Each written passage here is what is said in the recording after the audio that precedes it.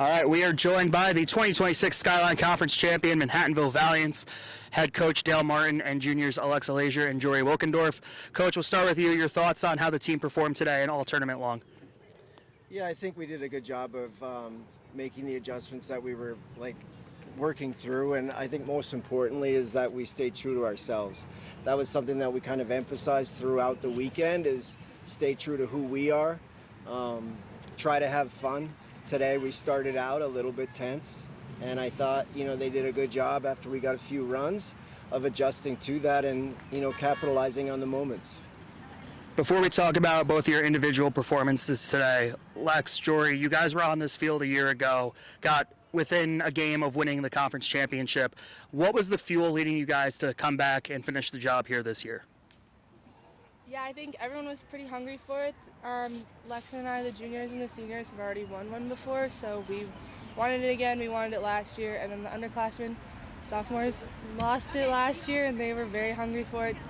And to see us win this year, and freshmen are happy to join along and get on the bus. And I think it was a great feeling knowing we can come back from that loss and dominate this year. Also, just the team bond this year, we're very close, and I think that also helped us push for the win. So, Lex, you were a big part of shifting that momentum. Team got off to a slow start, as Coach said, but you broke things open with a grand slam. What did you see on that pitch? What were you trying to do to get the team on the board and start swinging momentum in the Valiants' favor?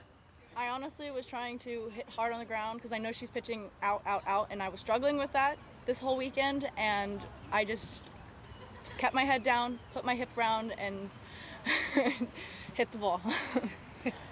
And then you became the first player this year to hit 2 home runs in a game, the first since Emily Modeshetsky last season. Again, just a crucial run, stepping up, delivering tournament most outstanding player, Skyline Conference player of the year. What was working for you this entire season to really have this breakout that you did? It was honestly a mental thing. Because I knew the adjustments that I needed to make. I just had to make that mental adjustment. The mental adjustment is what switched my switch to get to where I am now. Jori, you were called upon in relief to close this one down. What was going through your mindset watching this game play out as it did and then get that call late in the game to step up and deliver some big innings?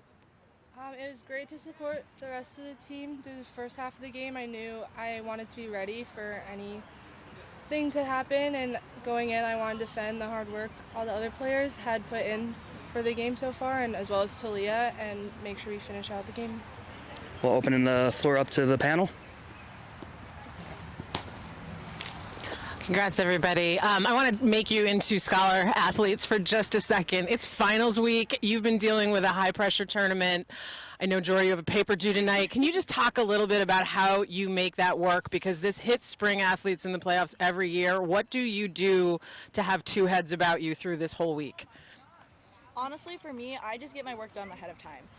A lot of the professors give it to you most of the time in the beginning of the year, the semester, and you just try to get as much done before season hits, during preseason and stuff like that. You just keep on top of all that work.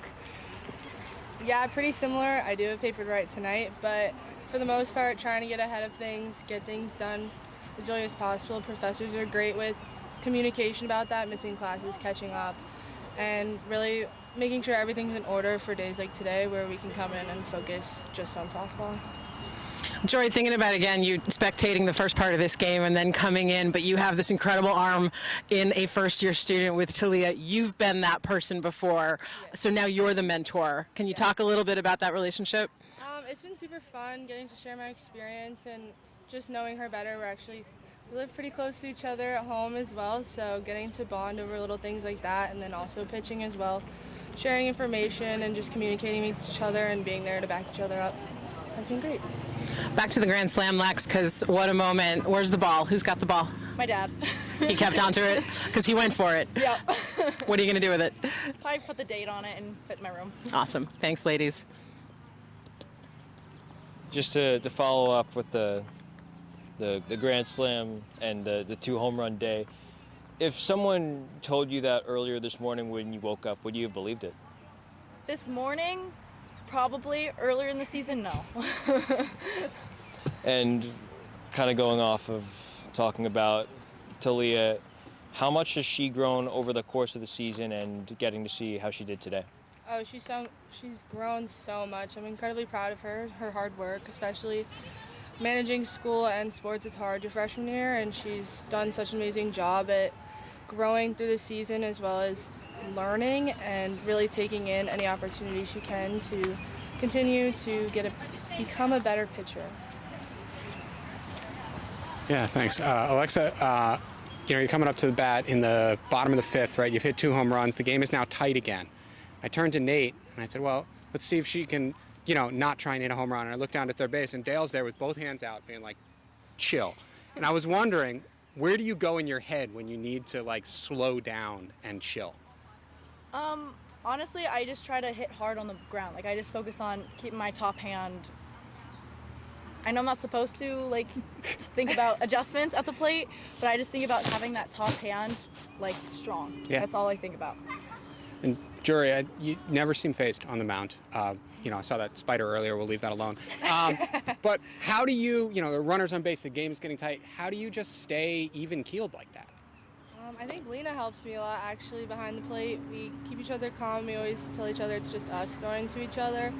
That's been a great help, especially because I can get distracted pretty easily. So just throwing to her and understanding that she has my back as much as I have hers is really, as well as our defense, I know that they can back me up when I need them to. So it's been easy to stay focused and not get too phased about runners. Coach, final question. 3rd championship in 4 years. What set this team apart? What made them so special? Well, I think, one, we've grown a lot as a group, right? And it's within the year, we've had a lot of different experiences where we've been on the road and certain teams or certain players have not been able to go for a variety of different reasons, and other people have stepped up. And so I think throughout, we've always had people that have been able to step up, contribute, and that's been a huge thing. And then I think the other part is that we've always stayed within ourselves. There's not too many highs and not too many lows. We just sort of keep plugging away. And what I love about it is that they're demonstrating a lot of growth, as a softball player, but also as young women, and understanding who they are and what their capabilities are, and they're learning to trust that. And that's the thing that I've appreciated the most. Well, Coach, congratulations. Jori, Lex, continue the celebration. We'll see you on Monday for the selection show, and best of luck in the NCAA tournament. Thank you. Thank you.